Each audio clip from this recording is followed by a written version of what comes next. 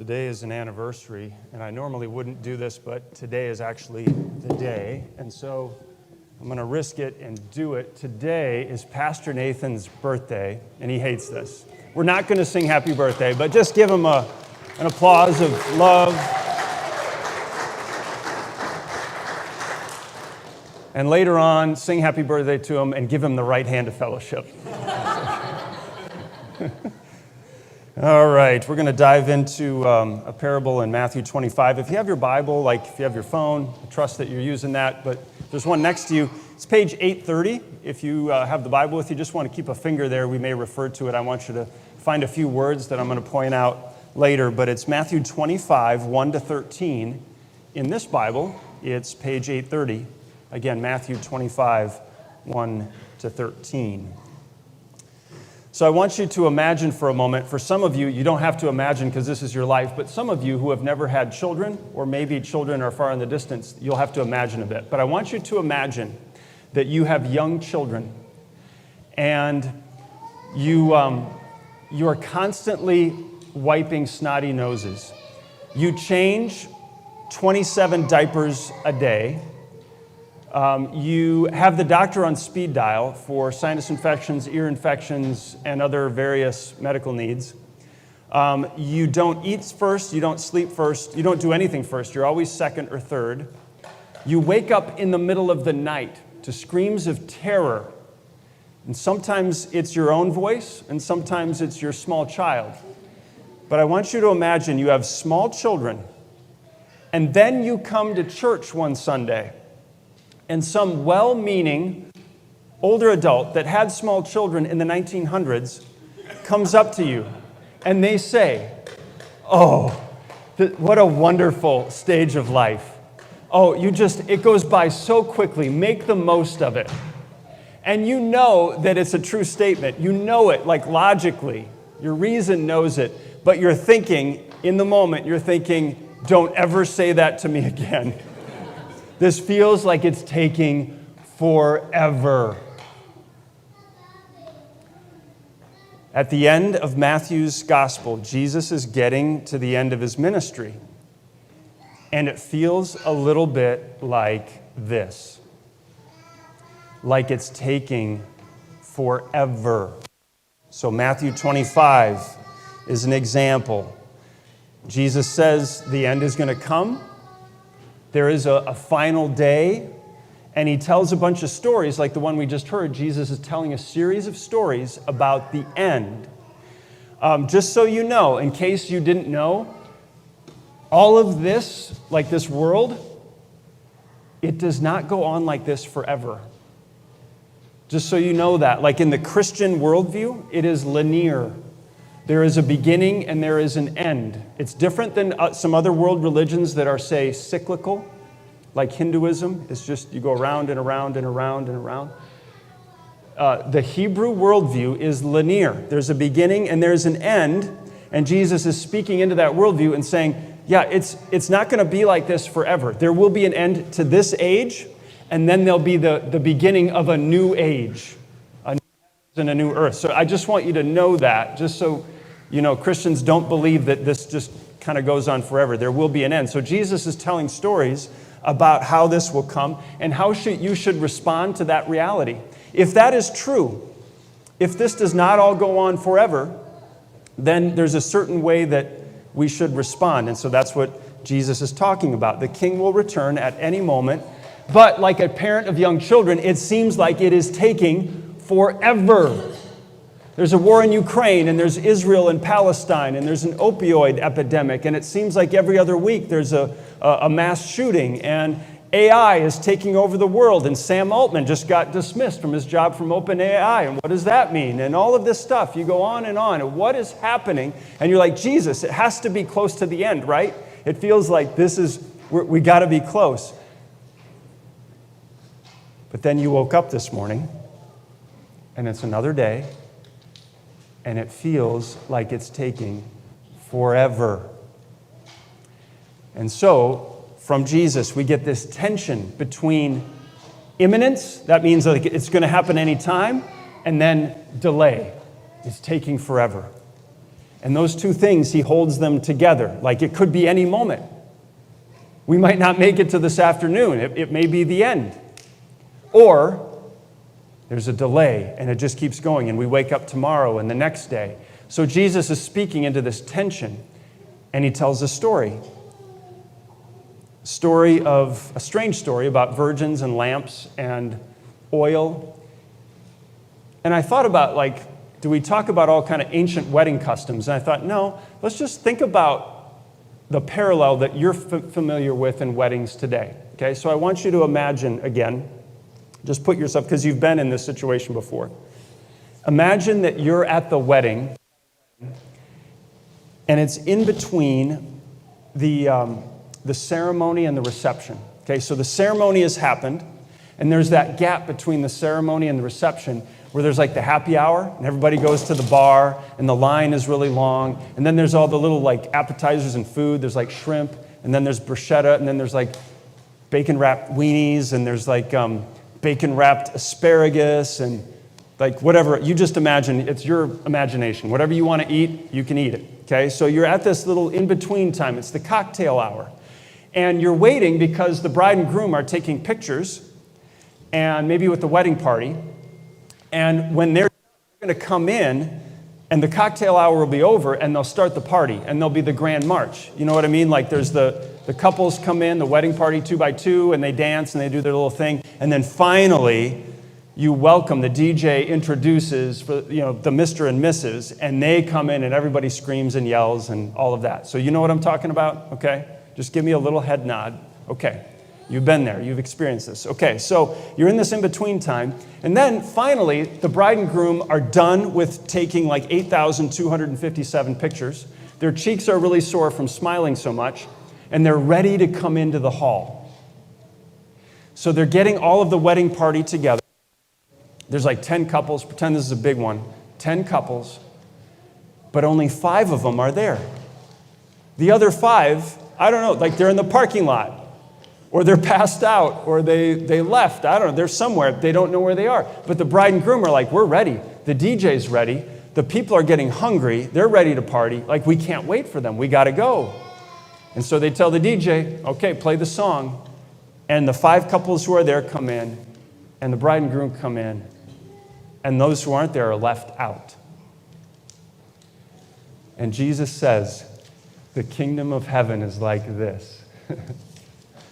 What does that mean? Why does Jesus talk about the end and the return of the king in terms of a wedding feast? Why does he do that? Well, I'm going to let Jesus speak for himself, and I want to draw out 3 words that Jesus uses that I think help us to understand what this means and what it means for you, how you should respond. The first word is this. The first word is wise. If you have a Bible, you can find the word wise in verses 2, 8, and 9. It comes 3 times. Wise, the wise virgins or the wise bridesmaids. Verses 2, 8, and 9. Wise. Foolish in the Bible doesn't mean a low IQ or stupid. Not necessarily. Foolish in the Bible means someone who is ignorant of God and focused on self. So if you read Proverbs, it talks about the fool, and it's not talking about the fool as in he flunked first grade. It's talking about the fool as someone who's ignorant of God and focused on self. The opposite of that, obviously, is the wise. And what Jesus is saying is, be wise. Be attentive to the God reality around you. Don't be ignorant of the God reality around you, but be attentive to it. Be one of the wise. That's the first word, wise.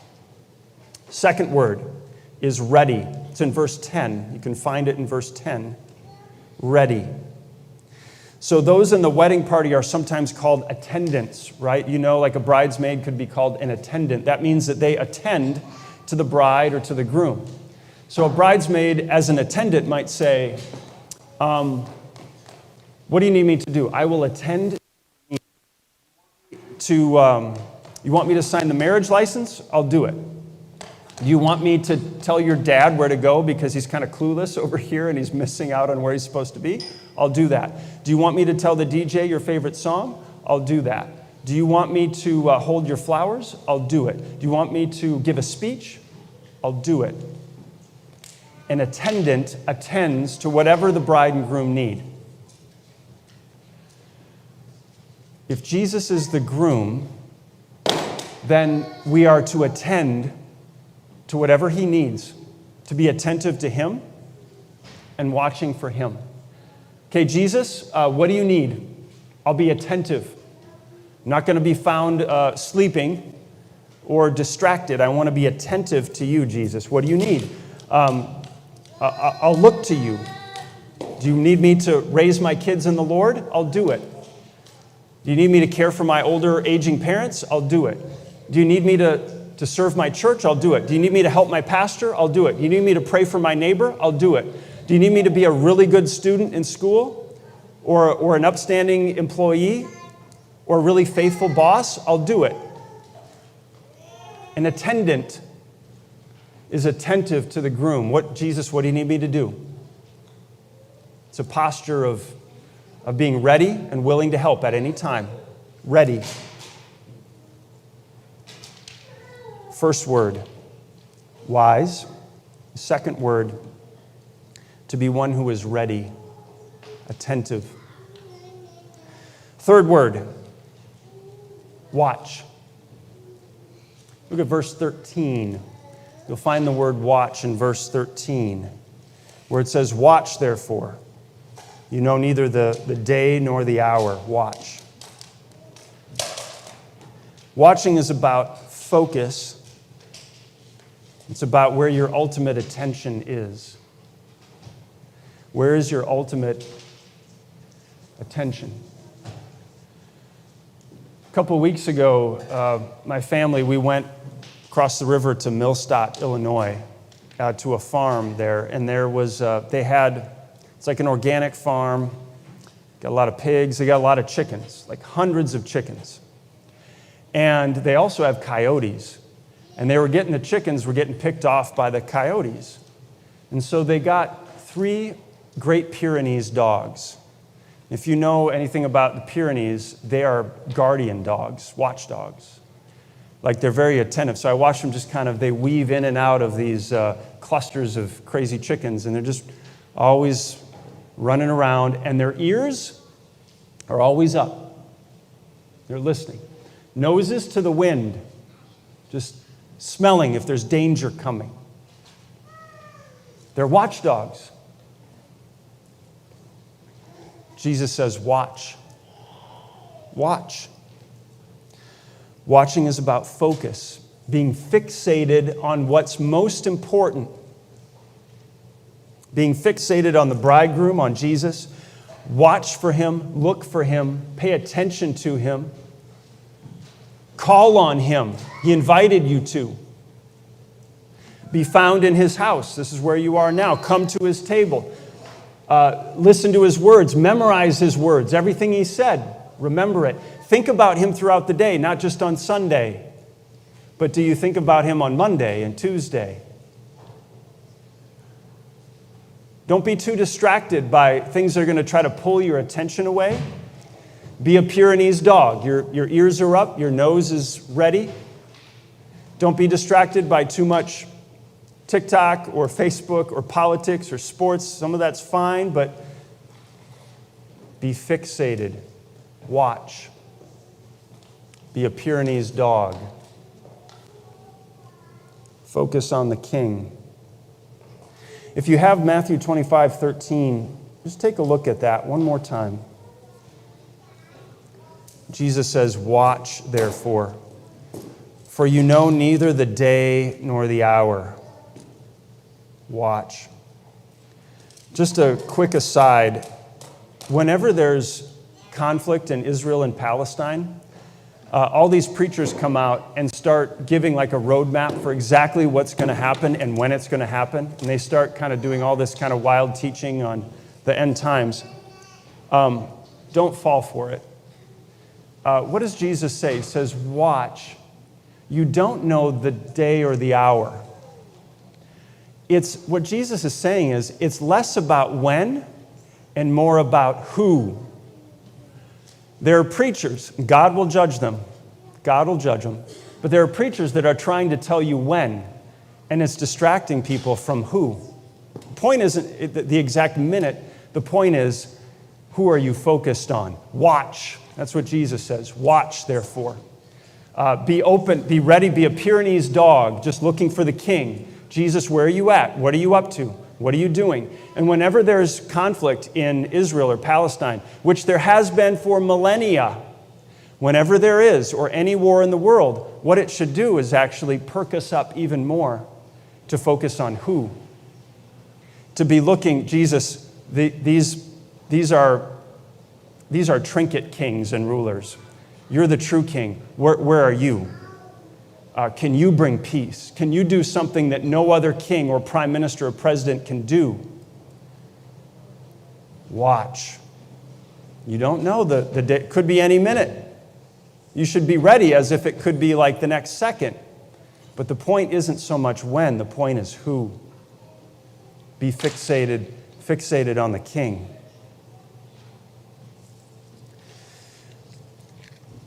A couple of weeks ago, I visited a member of our church who's in her 90s. And I went, she's kind of slowing down, so she doesn't leave her apartment very often. So much of her life is right there. And so I went into her apartment, and she has a recliner. Looks like a really comfortable recliner. And she's a very slight woman, so she only takes up half of it. So like the recliner seat's like this big, and she's like on this much of it. But right next to her was a stack of books up to her shoulder. And I sat down in the couch across from her, and I kind of looked at, like, what is that? Like, she's like cuddling up to this stack of books in her recliner. And I looked a little closer, and what is it? It's her Bible and a hymnal and a bunch of devotional books and a bunch of copies of the Daily Pattern that we produce, like stacks of like photocopies of the Daily Pattern, all stacked up to her shoulder. Eunice is not spending 12 hours a day watching Wheel of Fortune on TV. Eunice is watching. She's attentive to her king, no matter what age. In fact, as she gets into her 90s, she's even more attentive. She's paying attention. She's looking. Jesus, where are you? What are you up to? I'm listening. I'm watching. Watch. Because the groom is coming, and the cocktail hour doesn't go on forever. Eventually, the party will start. And there's a feast. There's a great feast, and there's going to be joy and celebration and laughter and delight, and I cannot wait. There are some days I'm like, let's get it started right now. Let's do it. That day is coming. That's Jesus' point. There will be an end and a new age. And you're invited. You are invited in. Jesus is the groom, you're the bride, and he loves you more than anything. When a couple gets married before the altar, they make vows until death parts us. Jesus does better. He says vows that are forever, that know no end. Only Jesus can make those vows, whereas humans will say, until us, Jesus, I promise forever and ever. Paul says, nothing will be able to separate us from the love of God in Jesus Christ. Nothing. No amount of time, angels, demons, death itself will not be able to separate. This groom is different, and when he makes promises, they are forever. And he's coming. All of this does not go on forever. The king is coming, could be any minute. So be wise, be ready, be watchful. Amen.